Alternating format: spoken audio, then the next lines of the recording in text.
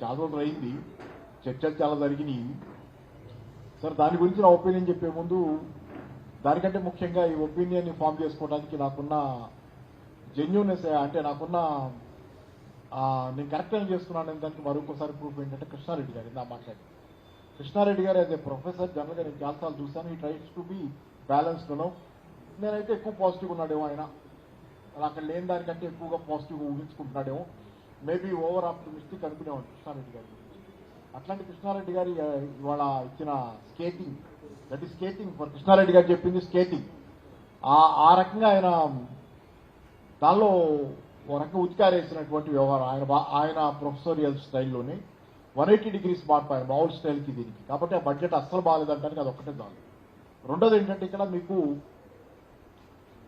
సరే మామూలుగానే ఇందాక మన శ్రీనివాస్ అన్నారు మిథ్యా మాయా మార్మికం అని, బడ్జెట్ అదే.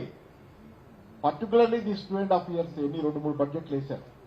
వీటిల్లో ఓవరాల్గా ఇది మాయా మిథ్యా మార్మికం తప్పితే గత ఓవరాల్ ట్రేస్ చేస్తే బడ్జెట్ వేస్తారు, బడ్జెట్ ఎందుకు వేస్తున్నారంటే April 1వ తారీఖు నుంచి ప్రభుత్వం కొత్తగా ఖర్చులు పెట్టుకోవాలంటే బడ్జెట్ వేయాలి. బడ్జెట్ వేయకపోతే ఖర్చులు పెట్టుకోవడానికి అయిపోద్ది treasury black.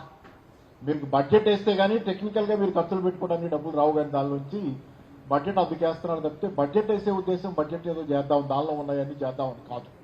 That is obvious. ఈ బడ్జెట్లోనే కదా లాస్ట్ ఇయర్ బడ్జెట్ అంత ముందు బడ్జెట్ మీద చూస్తే ఎంత తక్కువ ఖర్చు పెట్టారని చూస్తే బడ్జెట్ వేసిన దానికంటే 70,000 కోట్ల రూపాయలు షార్ట్ ఫాల్, తక్కువ ఖర్చు పెట్టారు. అంటే హైప్ చేస్తున్నారు, తక్కువ ఖర్చు పెడుతున్నారు. పైగా ప్రతిసారి ఏం చెబుతారు, గతంలో ప్రభుత్వం చాలా ఎక్కువ అంచనాలు వేసి అది ఇది అని కేంద్రం నుంచి ఎక్కువ వస్తాయని అదని అంచనాలు వేసుకుని ఆఖరికి బోల్తా కొట్టింది. మేము చాలా రీజనబుల్గా అంకెలు వేస్తున్నాము, రేషనల్గా ఉంటున్నామని చెబుతున్నారు. మరి ఈ సంవత్సరం కూడా మళ్ళీ పెంచారు బడ్జెట్. మీరు రేషనల్గా బడ్జెట్ వేసిన వాళ్ళు పోయిన సంవత్సరం బడ్జెట్లో ఉన్నది కూడా అంచనాలు వేసుకుంది కూడా ఖర్చు పెట్టలేకపోయారు. బడ్జెట్లో ఎంత ఖర్చు పెట్టాలని అంచనా వేసుకున్నారో, సైజ్ ఎంత వేసుకున్నారో బడ్జెట్లో అది ఖర్చు పెట్టలేక 70,000 కోట్ల షార్ట్ ఫాల్. మళ్ళీ ఇప్పుడు నడుస్తున్న బడ్జెట్ నిన్న మార్చి 31తో ముగిసిన బడ్జెట్లో మీరు రెవెన్యూ సర్ప్లస్ ఉంటుంది అనుకుంటే రెవెన్యూ సర్ప్లస్ 2,000 కోట్ల రూపాయల పైన అంచనా వేశారు. 10,000 కోట్ల రూపాయల పైన రెవెన్యూ డెఫిసిట్లోకి పోయింది. What is this? అసలు ఏమీ లేదు. బడ్జెట్ ఏదో మన కన్సంప్షన్కి, దట్ ఈస్ ఏ హ్యాల్యూసినేషన్. మనం దేని గురించి ఇక్కడ మనమంతా మాట్లాడుతుంది అంటే జనరల్గా ఆర్టిఫిషియల్ ఇంటెలిజెన్స్ గురించి మాట్లాడతారు, అంటారు హ్యాల్యూసినేషన్ అది, ఇట్ హ్యాల్యూసినేట్స్ అది. అంటే అది లేనిది కొంత అక్కడ ఇక్కడ పోగేసే క్రమంలో లేనిది ఏదో తెస్తుంది. అక్కడ అసలు భూప్రపంచంలో ఎక్కడ ఉన్నది ఏ విషయాలు తెస్తుంది. ఆ కోర్టులో కూడా, అమెరికా కోర్టులో కూడా ఒకసారి గొడవ అయింది. ఏంటంటే కోర్టులో ఒక అడ్వకేటు తన ఆర్గ్యుమెంట్స్ కోసం అని చెప్పి కేస్ స్టడీ మొత్తం తెచ్చి కోర్టు ముందు పెడితే తీరా చూస్తే కేసుల్లో అది తెచ్చి ప్రజెంట్ చేసిన కేసుల్లో కొన్ని లేవు. అంటే హ్యాల్యూసినేట్ చేసింది artificial intelligence. Just imagine that they are there, it gave it.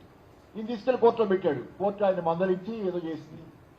అట్లాగే ఇది జస్ట్ లేని బడ్జెట్, జరగని బడ్జెట్, ఊహాజనితమైంది. వాళ్ళకే సీరియస్నెస్ లేదు, they are very non serious about it.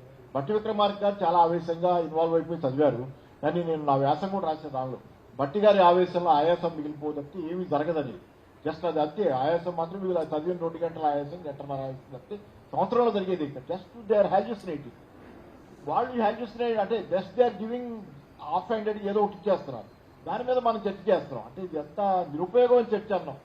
కానీ చర్చ డైరెక్షన్ మనం సరిగ్గా తీసుకెళ్తే ఎక్కువ బాగుంటుంది. ఆ బడ్జెట్లో ఏముంది, ఖర్చు తగ్గిందా ఎక్కువ, ఈ చర్చల కంటే కూడా బడ్జెట్ అసలు జరగదు కాబట్టి ఎందుకు జరగదు, ఏం చేస్తున్నారో, ఈ ప్రభుత్వం లోపాలు ఏంటో మనం మాట్లాడుకుంటే మంచిది. బడ్జెట్లో అంకెల గురించి మాట్లాడుకుంటే ఉపయోగం ఏం లేదు. అంకెలు ఎటుకుంటూ చేయమని వాళ్ళకి తెలుసు, జరుగుతుంది అదే. ఒక్కటి మాత్రం చేస్తారు గ్యారంటీగా, అప్పులు చేస్తారు. దానిలో కూడా 100% అప్పులు 82,000 కోట్లు ఏదో అప్పు చేస్తామని పెట్టుకున్నారు. అదైతే దాటతారు. క్యాపెక్స్ దాటరు. క్యాపెక్స్ ఒక 42,000 కోట్ల చిల్లర ఏదో పెట్టుకున్నారు, అదేమి దాటరు, దాని లోపే ఉంటుంది. కానీ ఒకటే మాత్రం 100% దాటి వాళ్ళు పూర్తి చేసే రికార్డు మాత్రం అప్పులు చేయడం మాత్రం 100% పైన చేస్తారు. అది ఎంత పైన చేస్తారనేది అది మన ఇష్టం ఊహించుకోవచ్చు. గత ప్రభుత్వం మీద ఎన్నో విమర్శలు చేసి ప్రజలందరిలో భయం పడుతుంది. తెలంగాణ ప్రభుత్వం, అప్పుడు టీఆర్ఎస్ ప్రభుత్వం జనాన్ని ముంచేస్తుంది, మనందరినీ మన మీద అప్పుల భారం పెడుతుంది, మన పిల్లలు కూడా చచ్చిపోతారు అప్పుల భారానికి. ఒక రకమైనటువంటి ప్యానిక్ క్రియేట్ చేశారు తెలంగాణలో, ఏదో జరిగిపోతుంది. తీరా చూస్తే ఇప్పుడు వీళ్ళు చేస్తున్న అప్పులు దెబ్బకి అసలు తెలంగాణ టీఆర్ఎస్ ప్రభుత్వం అప్పుల గురించి రఘునందన్ రావు పార్లమెంట్లోనే అడిగాడు. అందరికీ తెలుస్తుంది, మన మిత్రుడు కూడా తెలుసు, అద్దెకి దయాకర్ కూడా. పార్లమెంట్లో పోయి ఆయన క్వశ్చన్ అడిగితే మెదక్ నుంచి ఎంపీ పార్లమెంట్లోకి వస్తున్న అడిగాడు ఎంత ఉన్నాయి తెలంగాణ అప్పుడు కేసీఆర్ దిగిపోయినట్టుగా అడిగితే వాళ్ళు స్పష్టంగా చెప్పింది 3 లక్షల చిల్లర చెప్పారు. ఎంత సోదరుడికి కూడా తెలిసి 350 3,50,000 కోట్లు ఉజ్జాయింపుగా 3,50,000 కోట్లు టోటల్ అప్పులు కేసీఆర్ దిగిపోయినాటికి తెలంగాణకు ఉన్నాయి. దానిలో ఒక 70,000 కోట్లు వారసత్వంగా వచ్చిన అప్పు. వారసత్వం అంటే రాష్ట్రం విడిపోయినప్పుడు అప్పులు కూడా పంచుకున్నాం మనం ఆంధ్రప్రదేశ్తో. దానిలో ఒక 70,000 కోట్లు ఈయన ఖాతాలో పడేశారు, మన తెలంగాణ ఖాతాలో పడేశారు. అంటే తీసేస్తే ఆ 70,000 కోట్లు 3,50,000 కోట్లు కేసీఆర్ చేసినంత 2,80,000 కోట్ల చిల్లర కేసీఆర్ గారు చేసిన అప్పు. ఇది కాకపోతే ఏంటంటే ఇక్కడ వీళ్ళు చెబుతుంది బడ్జెట్ ఏతర అప్పులు ఎక్కువ ఉన్నాయి, బియాండ్ బడ్జెట్ కార్పొరేషన్ అప్పులు అంటాం కదా, అవి ఉన్నాయని చెప్తారు. నిజమే, కొంత తెలంగాణలో అప్పులు జరిగినాయి. అవి కూడా కలిపినా ఎంత అయింది? ఈ రోజు నువ్వు చేస్తుంది ఎంత? అవి కూడా కలిపినా ఆ రోజు మొదటి 10 రాష్ట్రాల్లో ఆరోగ్యం బాగుండి దేశంలో ఒక 32% దాకా ఏదో డెట్ టు జీడిపి ఉండొచ్చు దేశంలో, మన ప్రతి రాష్ట్రానికి డెట్ టు జీడిపి రేషియో 32% అనుకుంటా, దాకా ఉండొచ్చు. ఆ లోపుగానే ఉంది తెలంగాణ. మొదటి 10 రాష్ట్రాల్లో మెరుగ్గా ఉన్న ర్యాంకులు ఇస్తే మొదటి 10 రాష్ట్రాల్లో ఉంది కేసీఆర్ హయాంలో. మరి ఈ రోజు అన్ని అబద్ధాలు అంటే జనాలకు ఏమీ తెలియదు కాబట్టి మనం ఏది పడితే అంటే జనాలకు కూడా నేను ఒకటే చెప్పదలుచుకుని ఈ సందర్భంలో మీడియా కూడా మిత్రులు ఉన్నారు కాబట్టి దయచేసి మాటల్ని బట్టి ఊరికే ట్రాపుల్లో పడకండి, చేతల్ని చూడండి.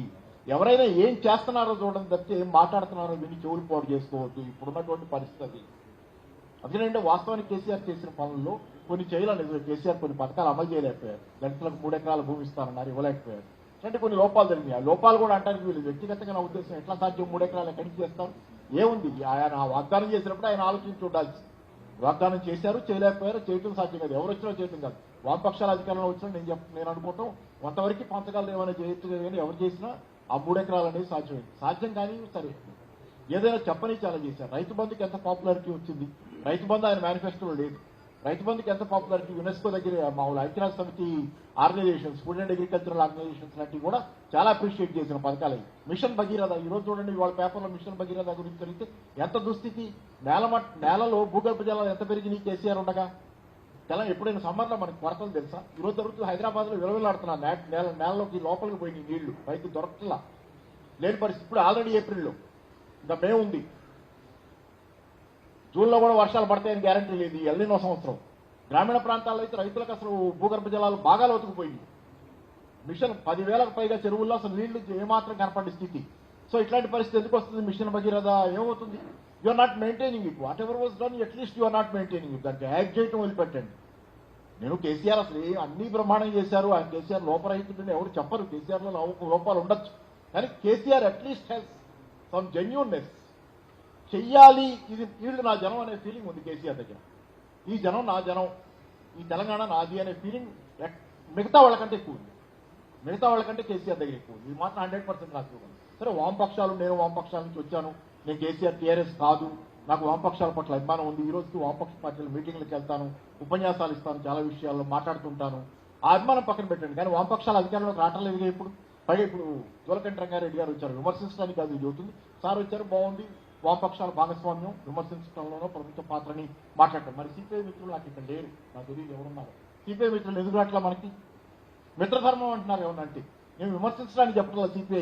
సిపిఐలోంచే వచ్చాను నేను. అసలు యాక్చువల్ నా బ్యాక్గ్రౌండ్ సిపిఐ మానేశారు, పార్టీలు ఏం లేవు. కానీ వామపక్ష భావని కమ్యూనిస్టే ఇప్పటికి కూడా. కానీ సిపిఐ ఎందుకు రావట్లా? మిత్రధర్మం ఏం మాట? మీకు ప్రజలే మీ మిత్రుడు.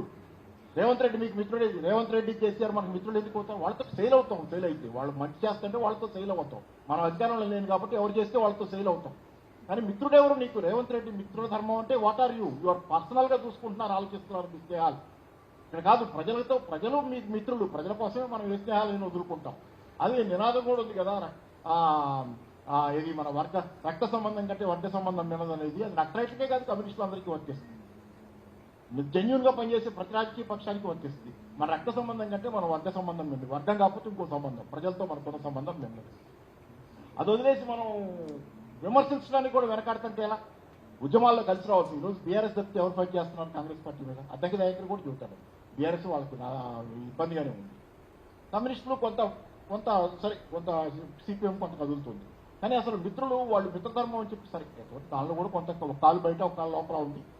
మనకు కేతన అది మొన్న ఎలక్షన్ మున్సిపల్ ఎలక్షన్లో దానిలో కేతనపల్లి అనుకుంటా, దానిలో సరే సిపిఐ అండ్ టీఆర్ఎస్ కలిసి కొంత ప్రతిఘటన కలిసి అది అధికారంలోకి రావడం గురించి కాదు. కానీ పాలకపక్షాన్ని ప్రతిఘటించుకున్న పెద్ద పాత్ర 4 రోజుల పాటు వాయిదా పడ్డ ఎలక్షన్ ఆఖరికి గెలుచుకున్నారు.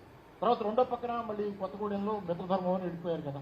మరి అంటే ఒక కాలు బయట ఒక కాలు లోపల ఉంది కాబట్టి ఆ రెండో కాలు కూడా బయట పెడితేనే మీరు ప్రతిఘటించగలరు. ఎందుకంటే ప్రభుత్వ పరిస్థితి అసలు బాగాలేదు, ప్రభుత్వం అసలు బాగాలేదు. వీళ్ళు పైగా రేవంత్ రెడ్డి గారు పోయి కేరళలో ఏం మాట్లాడుతున్నారు, రాహుల్ గాంధీ ఏం మాట్లాడుతున్నాడు ఆఖరికి. What is that? మీరంతా ఇండియా కూటమి కదా, మీరిద్దరు కలిసి బీజేపీని గెలిపించాలని ప్రయత్నం చేస్తున్నారా మీరంతా కలిసి? సో ఇది అంటే ఇద్దరికి ఉమ్మడి శత్రువు బీజేపీ అన్నప్పుడు రాహుల్ గాంధీ అట్లా మాట్లాడడం అవసరం కాదు. రేవంత్ రెడ్డి గారు మాట్లాడతారు. రేవంత్ రెడ్డి గారు మాట్లాడింది పెద్ద చర్చ అయిపోయి వివాదం అయి అటు విజయానికి రేవంత్ రెడ్డి గారికి మధ్య లేఖలు. ఇక్కడ మనకి తెలియదా రేవంత్ రెడ్డి గారు ఏంటో? వి నో ప్రతి what right he got to say నీతులు పోయి తెలంగాణ కేరళ పోయి నీతులు చెప్పే రైట్ ఎక్కడుంది? What right? కాకపోతే నా మిత్రులు కమ్యూనిస్ట్ మిత్రుల దగ్గర నా బాధ ఏంటంటే కొంతమంది దగ్గర మోరాల్ నేను కదిలించాను. నా స్నేహితులు వాళ్ళు దగ్గర వాళ్ళు నాకు సిపిఎం అయితే ఇంకా ఎక్కువ దగ్గర నేను సిపిఐ నుంచి వచ్చిన నేను వాళ్ళతో ఎక్కువ genuine at least that is a party కొంత ఇది ఉంది. అయితే దానిలో నేను అనేది ఒకటి, మనం ఇప్పుడు ఇంత రియాక్ట్ అవుతున్నాం కదా. విజయన్ అన్నారు కేరళ పోయి మనమే మన సిపిఎం మీద లేకపోతే సిపిఐ మీద దుష్ప్రచారం చేస్తే మొత్తం పేపర్లంతా మనం అదే రాసుకుంటున్నాం. రేవంత్ రెడ్డి ఏదైనా కానీ బడ్జెట్ గురించి మాట్లాడితే ఇదే బడ్జెట్ ఇదే. అసలు లేని బడ్జెట్ గురించి ఏం మాట్లాడాలి? ఉన్న విషయాలు మాట్లాడుతున్నా. లేని బడ్జెట్ సోదరా అది లేదు. అది సిపిఎం గురించి మాట్లాడుతున్నాం, మీ గురించి అయిపోయింది. పర్లేదు అక్కడ ఏం లేదు, బడ్జెట్లో ఏం లేదని చెప్పాను కదా. ఫస్టే నేను చెప్పాను సోదరా నువ్వు మాట్లాడు మీరు మాట్లాడిన తర్వాత మీరు ఇష్టం చెప్పండి ఏదైనా సరే. అయితే సిపిఎం మిత్రులు నేను చెప్పేది ఒకటి, సిపిఎం మిత్రులు కానీ కేరళ పోయి మాట్లాడినప్పుడు మీరు ఇప్పుడు మనమంతా రియాక్ట్ అవుతున్నాం, పేపర్లో రాస్తున్నాం, చాలా రాస్తున్నాం. కానీ నేను అనేది ఒకటి, ఇక్కడ జరుగుతుంటే మీరు ఇక్కడ మాట్లాడినప్పుడు మనం అంత ఘాటుగా ఎందుకు మాట్లాడాలా? కేరళ పోయి మాట్లాడినప్పుడు మనకు కోపం వస్తుంది. కానీ మనం ఇక్కడ ఇంత జరుగుతుంటే మనం ఇక్కడ రేవంత్ రెడ్డి గారి గురించి కానీ కాంగ్రెస్ గురించి కానీ అది మాట్లాడాలా. అదే బడ్జెట్ గురించి కూడా అది మాట్లాడాలి. నేను అదే చూస్తున్నాను. ఇదిగో ఇక్కడ రాలేదు కదా సిపిఐ రాలేదు కదా అదే చూస్తున్నా. సిపిఐ ఎందుకు రాలేదు? అదే నా సమస్య. సరే బడ్జెట్ సరే ఒకటి విందాం ఆగండి మీరు అన్ని మాట్లాడుతున్నారు. బడ్జెట్లో ఏం లేదు, బడ్జెట్ మాయా. అదే చెబుతా. ఇప్పుడు మన కృష్ణారెడ్డి గారు కూడా మాట్లాడిన తర్వాత Akunuri Murali has to be alert. ఎందుకంటే వార్నింగ్ బెల్స్ మోగుతున్నాయి. నువ్వు 18% అడిగావు అక్కడ విద్యకి, ఇక్కడ ఇచ్చిందంతా నేను ఎందుకు పెట్టాను అసలు కమిటీలో? Why are you there? నువ్వు అక్కడ ఉండడానికి ఒక కారణం ఉండాలి కదా. ఆకునూరు మురళి గారు మీరు ఉండడానికి అక్కడ ఒక కారణం ఉండాలి కదా. ఒక జెన్యూన్ కారణం ఉంటే మాకు కూడా సంతోషంగా మంచి ప్రతినిధులు ఉండి అక్కడ పోరాడతాంటే. Why are you there? మీరు రిపోర్ట్ ఇచ్చి 4 రోజులకే వచ్చిన బడ్జెట్లో ఏమీ లేదు కదా మీ కదా. వై చర్చలన్నీ ఎందుకు ఇంకా విద్య గురించి ఎంత చర్చలు చేసి పండితు ఉన్నాను. నేను ఒక పక్షాన ఉన్నాను. నేను జనాల పక్షం. నేను ఆకునూరు మురళి గారికి మాట్లాడుతున్నాను. విద్యకి మీరు ఎంత ఇచ్చారు చెప్పండి? ఆకునూరు మురళి చెప్పింది ఇచ్చారా? ఏదైనా కానీ ఆకునూరు మురళి గారు ఎంత చెప్పారు, మీరు ఎంత ఇచ్చారు అడిగా కదా. అదే అడుగుతున్నాను నేను.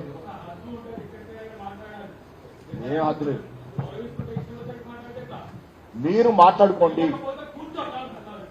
నేను కూర్చునే ఉన్నా, నుంచోలేను కూర్చునే ఉన్నా. సరే మీకు ఆందోళన చేస్తే నేనేం చేయలేను, మీరు వినండి. సరే వినండి, మీరు మాట్లాడుకుందాం. చెప్పండి. ఇస్తాను ఆగండి. మీరు ఆయన కాదు, మా ఇద్దరు మాట్లాడుకుంటాం, మీరు ఆగండి చెప్పండి. సరే ఫీజు రీఎంబర్స్మెంట్ గురించి. ఫీజు రీఎంబర్స్మెంట్ ఇప్పుడు కోర్టు తీర్పు ఏమొచ్చింది? విద్యార్థులు కట్టుకోండి తర్వాత ఇస్తారు అంటే ఇష్టికి వచ్చేసింది ఫీజు రీఎంబర్స్మెంట్. విద్యార్థులు కట్టుకునే కాడికి అసలు దిక్కులేని పరిస్థితిలో ఉన్నటువంటి విద్యార్థులు ఎక్కడికి తెచ్చి ఏం తెచ్చి కట్టాలి? కోర్టు విమర్శించలా నేను. కోర్టుకి తప్పనిసరి స్థితి, ఇంత బకాయిలు పడిపోయిన తర్వాత కోర్టు కూడా తప్పని స్థితి. వాళ్ళు చదువు కంటిన్యూ అవ్వాలి కదా, ఏదో ఒక రకంగా కట్టుకోండి బాబు అని చెప్పింది కోర్టు. మరిగా స్థితి అసలు ఉంటే కనుక వాళ్ళు అక్కడ దాకా వచ్చే పరిస్థితి ఉంది.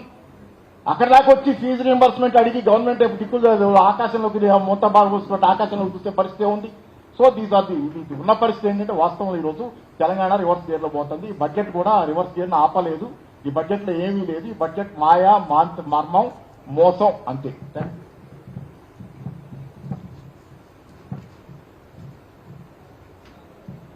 Thank you sir. ప్రధానంగా మీరు చేసిన సూచనల్లో వచ్చే సంవత్సరం ఎల్నినో ప్రభావంతో చాలా తక్కువ వర్షాలు పడే అవకాశం ఉందని వాతావరణ శాఖ హెచ్చరించింది. అయితే ఇది ఒక పెద్ద